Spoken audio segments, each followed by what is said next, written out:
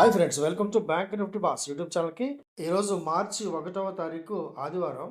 So ఈ నెల అంటే మార్చి నెల మాత్రం మార్కెట్లు మనకి చాలా పెద్ద ఎత్తున రక్త కన్నీరు చూపించే అవకాశం కనిపిస్తుంది. ఎందుకంటే నిన్నటి సిరీస్ ప్రారంభమే చాలా పెద్ద ఎత్తున నష్టాల్లోకి అయితే వచ్చేసింది కదా మార్కెట్. నిఫ్టీలో 300 పాయింట్లు అంటే ఆలోచించండి. సో నిఫ్టీ యొక్క ప్రజెంట్ లోయెస్ట్ సపోర్ట్ మనకి దాదాపు 15,000 ఆ ప్రాంతానికి అయితే రావచ్చు అని చెప్పి ఒక అంచనా అయితే ఉంది. చాలా పెద్ద పెద్ద అనలిస్టులు కూడా ఇదే చెప్తున్నారు. అంటే అనలిస్టులు చెప్పింది ఖచ్చితంగా తూచా తప్పకుండా జరుగుతుందని కాదు కానీ, అంటే ఇప్పటి నుంచి 10,000 పాయింట్లు పడుతుంది నిఫ్టీ అని నేను చెప్పబోవటం లేదు. కాకపోతే మార్కెట్లు మాత్రం మార్చి నెలలో చాలా అత్యంత లోయెస్ట్లు, అంటే చాలా చాలా లోయెస్ట్ పార్ట్ చూసే అవకాశం అయితే ఉంది. అంటే నిఫ్టీకి ఇమీడియట్గా మనకి 3,000 పాయింట్లు ఆ రేంజ్లో కూడా పడే అవకాశం అయితే ఖచ్చితంగా కనిపిస్తుంది.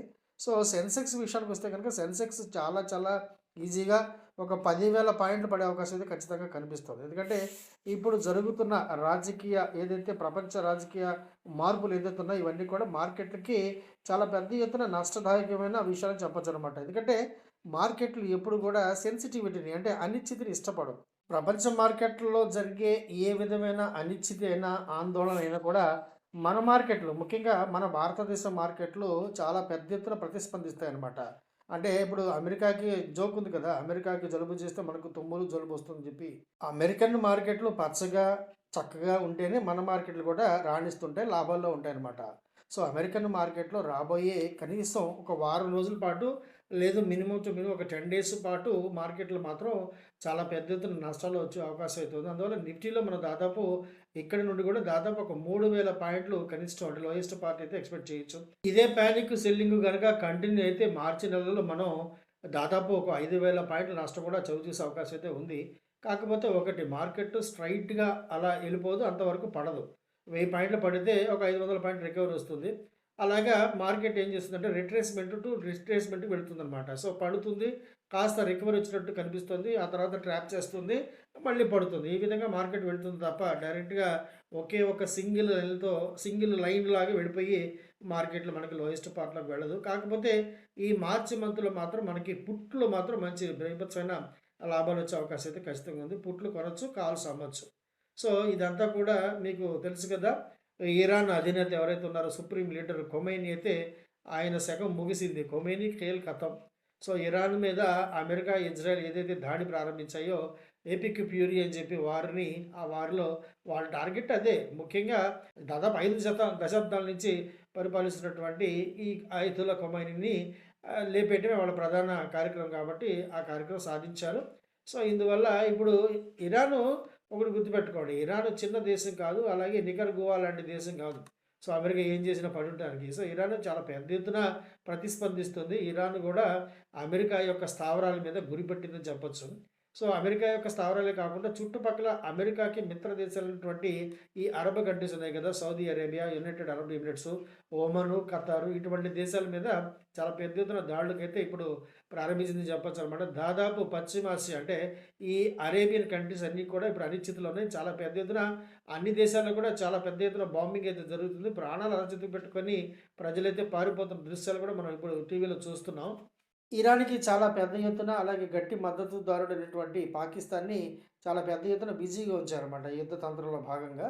ఈ ఆఫ్ఘనిస్తాన్ సందట్లో సడేమి అన్నట్టు పాకిస్తాన్ మీద దాడులు చేస్తుంది. పాకిస్తాన్‌లోని 2, 3 నగరాలు, ముఖ్యంగా ఇస్లామాబాద్ మీద ఈ డ్రోన్ దాడినైతే నిర్వహిస్తుంది. అలాగే పాకిస్తాన్ కూడా కాబూల్ మీద, అంటే ఆఫ్ఘనిస్తాన్ కాబూల్ మీద దాడులు చేస్తున్నాయి. సో, పాకిస్తాన్ మాత్రం ఇరాన్‌కి సపోర్ట్ చేసే స్థితిలో లేదు.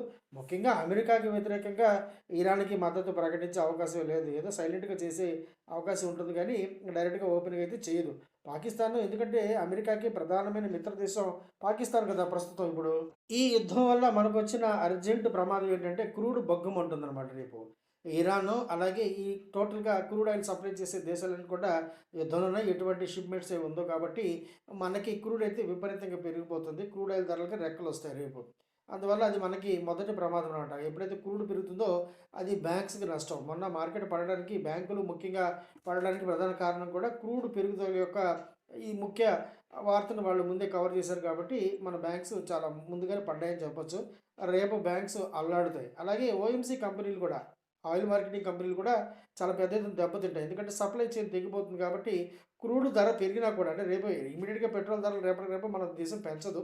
కాకపోతే సప్లై చైన్ అయిపోతుంది కాబట్టి క్రూడ్ కంపెనీలు కూడా పెద్ద ఎత్తున నష్టపోతాయి. ఓఎన్‌జీసీ అలాగే రిలయన్స్‌కి కూడా ఈ వార్త కొంచెం నెగెటివే. ఎందుకంటే వాళ్ళు వస్తేనే శుద్ధి చేసి ఎగుమతి తెచ్చేస్తారు కాబట్టి వాళ్ళ లాభాలు కూడా ఎఫెక్ట్ అవుతాయి కాబట్టి ఈ ఓఎంసీ కంపెనీలు, ఆయిల్ మార్కెటింగ్ కంపెనీలు చాలా పెద్ద ఎత్తున నష్టపోతాయి. క్రూడ్ బాగా పెరుగుతుంది. ఇది బ్యాంకులకి నష్టం. ఐటీ ఆల్రెడీ పెద్ద పెద్ద సమస్యలు ఇరుక్కుంది కదా! ఈ ఆంథ్రోపిక్ అని, ఏఐ అని చెప్పి చాలా పెద్ద సమస్యలో ఉంది.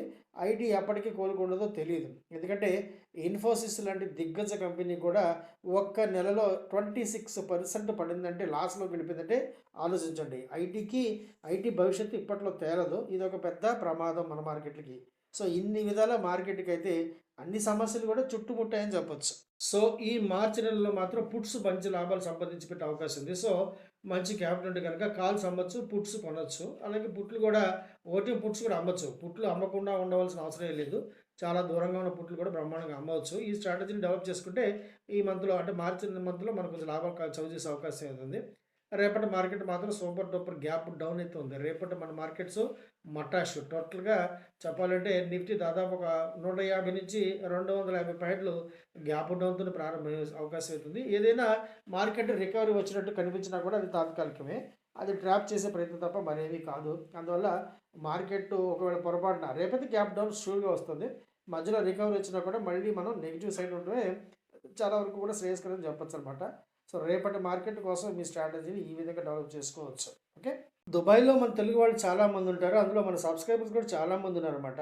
ఒకరిద్దరికి వాట్సాప్ కాల్ ద్వారా ప్రయత్నించాను గానీ ఎవరు కూడా లిఫ్ట్ చేయలేదు. ముందు రింగ్ కూడా అవ్వలేదు. అదే రకమైన శబ్దం అయితే వస్తుంది. సో, అందువల్ల అక్కడ మొబైల్స్ ఏమైనా జామ్ అయినాయో నాకు తెలీదు.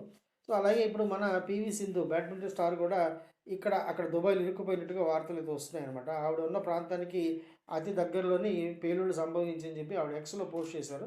అది కూడా మీకు తెలియజేసే ప్రయత్నం చేశాను. సో, ఈ అమెరికా, ఇజ్రాయెల్ ప్రారంభించిన ఈ ఆపరేషన్ ఎపిక్ ఫ్యూరీ ఇరాన్ మీద మొదలుపెట్టిన దాడి ఆయతుల ఖొమైనీ అయితే ఇప్పుడు లేరని చెప్పొచ్చనమాట. ఆయన ఖతమైపోయారు. సో, ఇది ఇంత చిన్న విషయం అయితే కాదు. ఇదేదో చిన్న దేశము నికరగ్వాని ఆక్రమించినంత ఈజీగా, అలాగే మదురోని బంధించి అమెరికా తీసుకొచ్చినంత ఈజీగా అయితే జరిగేది కాదు. ఇరాన్ కూడా చాలా తెలివిగా అమెరికా మిత్ర దేశాలైనటువంటి ఈ అరబ్ కంట్రీస్ మీద చాలా పెద్ద ఎత్తున దాడులకైతే ప్రారంభించింది చెప్పొచ్చు. పాల్పడుతుంది. అందువల్ల ఇది కొద్ది రోజుల్లోనో, కొద్ది వారాల్లోనో ముగిసే అంశం అయితే కాదు. అలాగే అమెరికా కోరుకున్నట్లుగా అక్కడ చాలా పెద్ద ఎత్తున విప్లవం వచ్చేసేసి కొత్త ప్రభుత్వం అంటే పూర్తిగా అమెరికన్ మద్దతు ఉన్న అమెరికా ప్రభుత్వానికి సపోర్ట్ చేసే ప్రభుత్వం రావడం కూడా వెంటనే అయితే జరగకపోవచ్చు. సో, అది అంత ఈజీగా జరుగుతుంది నేనైతే అనుకోవట్లేదు. అంత చెప్పే వార్త కూడా మన దగ్గర లేదనుకోండి. ఇది కొన్ని వారాల పాటు జరగచ్చని మాత్రం నేను ఖచ్చితంగా చెప్తున్నాను. సో, ఈ అనిశ్చితి ఉన్నంత కాలం మాత్రం మార్కెట్లు ఇదే విధంగా ప్రతిస్పందిస్తాయి. మన మార్కెట్లు మాత్రం చాలా అతిగా ప్రతిస్పందించి నష్టాల్లోకి భయంకరంగా వెళ్ళిపోతుంటాయి. ఎందుకంటే మన మార్కెట్లు ఎక్కడ ప్రపంచంలో ఏ విధమైన చిన్న అలజడి వచ్చినా కూడా ఆ దేశాల కంటే కూడా మన దేశం చాలా పెద్ద ఎత్తున రిఫ్లెక్ట్ అవుతుంది. యాక్టివ్ అయిపోతుందన్నమాట. అందువల్ల మార్కెట్‌లో నష్టాలైతే తప్పవు. ఇదే విధమైన అనిశ్చితత కొనసాగుతూనే ఉంటుంది. మార్చి నెలలో మనం చాలా పెద్ద ఎత్తున కొత్త కనిష్టాలు, లోయెస్ట్ రేంజ్ అయితే చూసే అవకాశం అయితే ఉంది. రేపటి మన మార్కెట్ అయితే గనక పూర్తిగా ఈ యుద్ధం దాని తాలూకు యొక్క ప్రభావం మీదే ఆధారపడి నడుస్తుంది చెప్పొచ్చనమాట.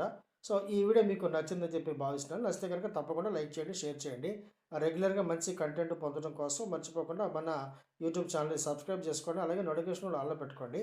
అలాగే మీకు గనక స్టాక్ మార్కెట్ పట్ల ఎటువంటి ఆసక్తి ఉన్నా స్టాక్స్ ఇంట్రాడే, షార్ట్ టర్మ్ లేదా లాంగ్ టర్మ్, అలాగే ఇంట్రాడేలో మనకి ఇండెక్స్ ఆప్షన్స్ లేదా స్టాక్ ఆప్షన్స్, అలాగే క్రూడ్ అండ్ కమోడిటీ వీటి మీద మీకు ఆసక్తి ఉంటే కనుక వాట్సాప్ నెంబరు చాటింగ్ ద్వారా లేదా మన డిస్క్రిప్షన్లో టెలిగ్రామ్ ఛానల్ యొక్క లింక్ కూడా ఉంది. దాని ద్వారా కూడా సంప్రదించి పూర్తి వివరాలు అయితే పొందొచ్చు ఫ్రెండ్స్. వీడియో చూసినందుకు once again thank you very much. Thank you friends. నేను సెబీ రిజిస్టర్డ్ కాదు. నాకున్న బ్యాంకింగ్ ఎక్స్పీరియన్స్ ఎగ్జాక్ట్గా 25 ఇయర్స్. అలాగే నాకున్న stock market experience more than 35 years ఇప్పుడు. ఈ ఎక్స్పీరియన్స్‌లో నేను పడిన అనేకమైన కష్టాల నుండి, నష్టాల నుండి నేర్చుకున్న గుణపాఠాల ద్వారా నాకు నేనుగా సొంతంగా డెవలప్ చేసుకున్న అనేకమైన టెక్నికల్స్ ద్వారా నేను మీకు ఎడ్యుకేషన్ మరియు లెర్నింగ్ పర్పస్‌లో నేర్పించే ప్రయత్నం మాత్రమే చేస్తున్నాను. ఈ వీడియో కేవలం మీకు లెర్నింగ్ పర్పస్ మాత్రమే, ఎడ్యుకేషన్ పర్పస్ మాత్రమే. అంతేగాని నేను మిమ్మల్ని స్టాక్ మార్కెట్‌లో పెట్టుబడులు పెట్టమని, లేదా ఆప్షన్ ట్రేడింగ్ చేయమని ఏ విధమైన సలహాలు ఇవ్వబోట్లేదు. అలాగే మిమ్మల్ని చేయమని నేను ప్రోత్సహించట్లేదు. కేవలం మీరు నేర్చుకోండి. మీకు మీరుగా నిలబడండి. ఆసక్తి ఉంటే ట్రేడింగ్‌ని ఒక సెకండరీ ఇన్‌కమ్‌గా తయారు చేసుకొని మాత్రమే చెప్తున్నాను. స్టాక్ మార్కెట్‌లో మీరు పెట్టే ప్రతి రూపాయి కూడా ఎంతో కొంత పెట్టుబడి నష్టాన్నయితే కలిగి ఉంటుంది. దాన్ని అర్థం చేసుకున్న తర్వాత మాత్రమే మీరు ట్రేడింగ్ ప్రారంభించండి. అంతేగాని నేను మిమ్మల్ని ట్రేడింగ్ చేయమని ప్రోత్సహించడం అయితే లేదు. నేర్చుకోండి. మీకు మీరుగా ట్రేడింగ్ చేసుకోండి. అంతవరకు ఈ సలహా సంప్రదింపులు జరపబడతాయి. వీడియో చూసినందుకు thank you very much friends. నచ్చితే గనుక తప్పకుండా లైక్ చేయండి, షేర్ చేయండి. రెగ్యులర్‌గా మంచి కంటెంట్ పొందడం కోసం మర్చిపోకుండా సబ్స్క్రైబ్ చేసుకోండి. వీడియో చూసినందుకు once again thank you very much.